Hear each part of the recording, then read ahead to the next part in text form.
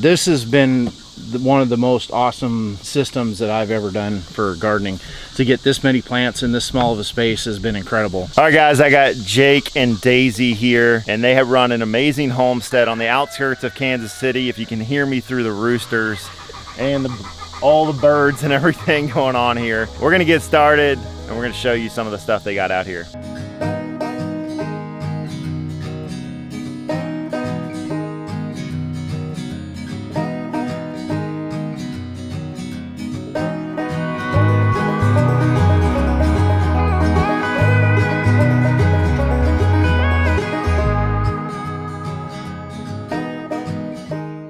So this is a sweet gift. My husband actually had this put up for me by Valentine's Day. It was getting close to end of winter, and you know how stir crazy it gets. So he knew I needed, he's got his man cave, the workshop, so he made me my workshop.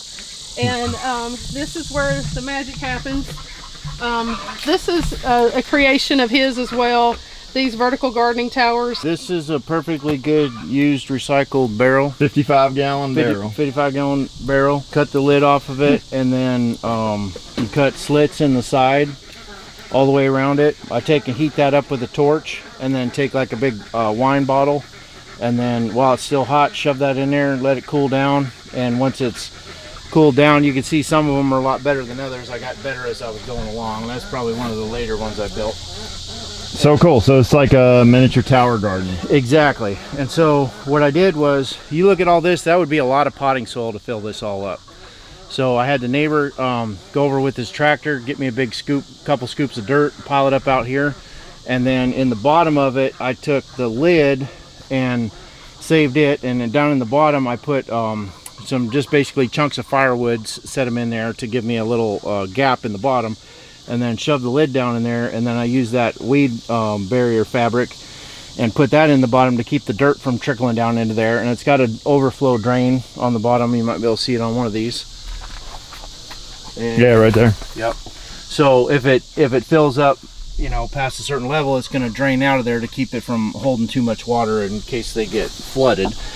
And then what I did was I made like a lasagna, and so I put dirt from there, and I put wood chips from splitting wood, and then I put rabbit droppings and chicken droppings that I scraped up from our compost pile, and then I do another layer of dirt, and then another layer of compost, another layer of dirt, and then stacked it all the way up. And then you just plant the plants in the outside. And this has been one of the most awesome systems that I've ever done for gardening.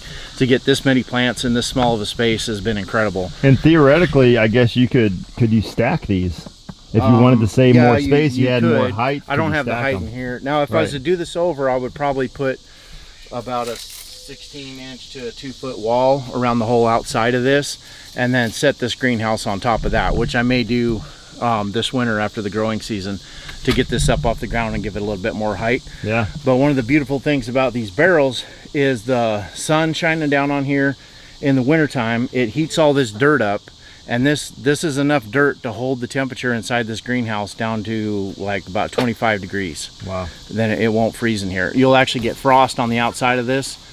Well, because the moisture in here will freeze to the outside, but the inside air temperature will be above freezing. And this greenhouse came off of Amazon, which is really cheapy, you know, greenhouse. But to get a big greenhouse is kind of cost prohibitive. So I needed something to get started, and I knew I was doing these verticals, so we don't need as much space, because we can get just as much plants in here as we could in a bigger greenhouse. All right, so you got this little middle thing in here. What's going on there? So I took a piece of screen, and I basically just made it into a circle. This is just leftover scrap stuff from building the chicken coops. And then I took the landscape fabric, wrapped it around the outside of it, and I stuck that down into the middle of the barrel. It goes all the way down to the bottom, and this allows airflow to penetrate into the soil, because you're only going to get about a foot of airflow into the dirt. And so this just helps that that process. So I'm dumping all this raw, you know, manure and stuff down inside this bucket, and that's a good place for anaerobic, which is without oxygen, to start breaking down. And that's where you get the ammonia smells and the molds and all the stuff that you don't want in your soil.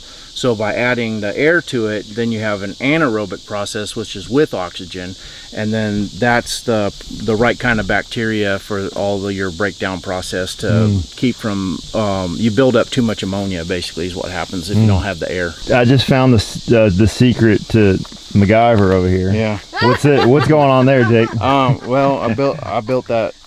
Took a piece of leather and one of them awls that's got the sew awl or whatever. Yep. And then stitch that all together, and I took wrapped these up in some plastic and put some baby powder down inside of there and shoved them in there, and then got this soaking wet, and then when it dries it'll conform to the shape of whatever you put in there. So you got vice grips there, Yep. flashlight, little pen holder, Yep. Carpenter pencil. adjustable wrench. Dang, Case some you- hemostats. Yep. These things are super handy. You would not believe the Oh number no, of I've used times hemostats before. you drop a little screw down someplace you can't reach it, and He gets a lot of attention with Pulling that thing. Most ticks. people think he's packing when they see that. No, okay, Jake, where can people buy this you at? can't. Well, I'm the only one making them as far as I know.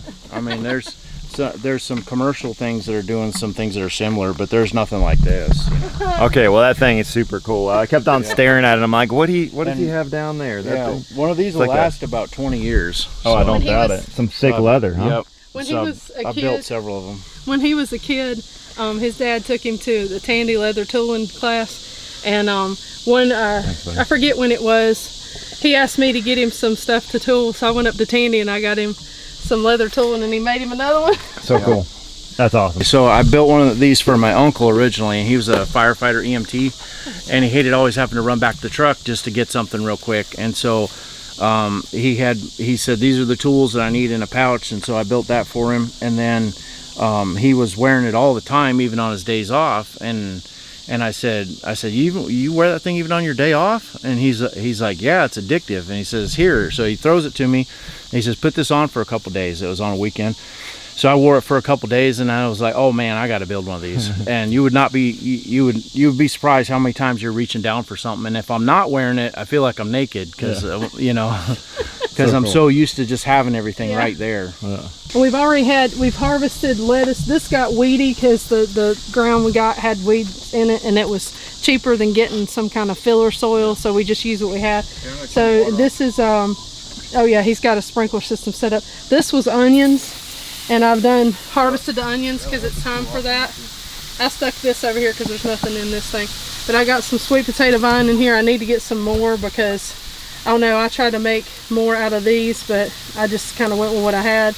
And then these strawberries, these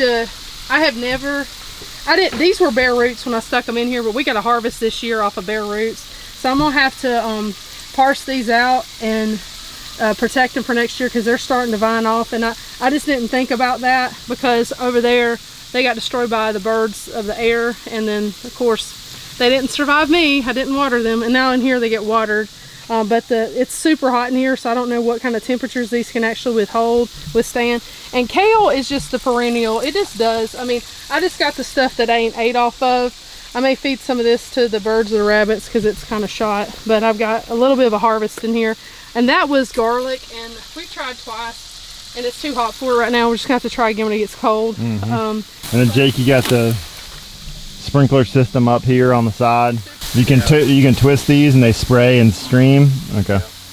That system needs a little bit more perfecting, but I'll get it down eventually. That's cool though. So I just had to do something real quick, and then you end up doing something real quick, and then it's a year later you're like, I really need to fix that properly. Yeah, right. But it's one of those systems again. But it's working. We got some more potatoes out here just because we passed over yonder. And then I designed this system here for rolling the windows down. We had them up for a while. There you go. That's cool.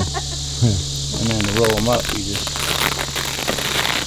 and that way you don't have to go along there and open every single window. So that's a time saver.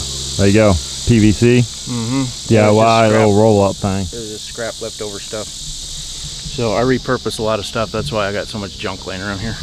This is where I do my broadcast of the morning. I'm going through the Foxfire book. I did Hillard Green this morning. So anyway, I went ahead and got it on before Okay, so Daisy runs a thing called the Victory Garden Collective. I'm gonna let her share a little bit more about it, but awesome stuff that she's doing there. So yeah, thanks. So I just encourage gardeners. I started in 2020 because I realized that through this process I'd started collecting knowledge, and even though I'm like a bumblebee, I fly when I shouldn't. And so there's something like, okay, I'm making this work, I don't know how I'm making it work, but I'll tell you what I know.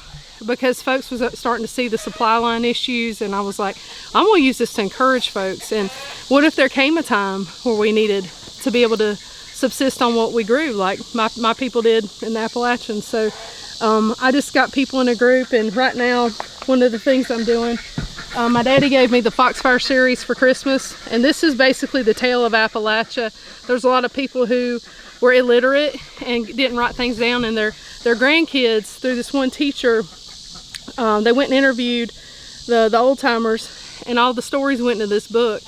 And so I'm using this Appalachian wisdom. It kind of connects me back to people that I know and love that are no longer here, but like their wisdom kind of carries on through these stories, and it's like the people that I knew.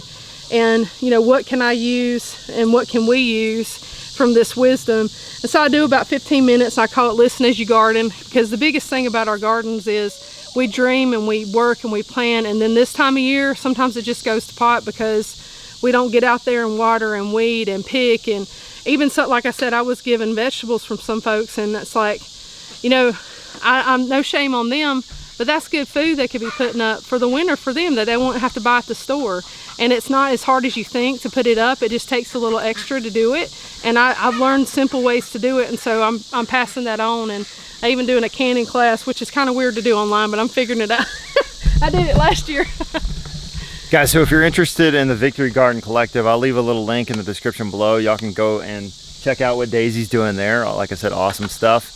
These are the things that we're talking about.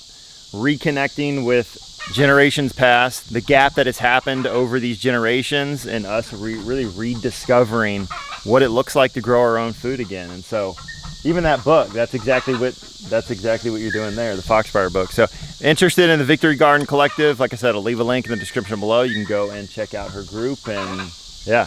Yeah, appreciate it.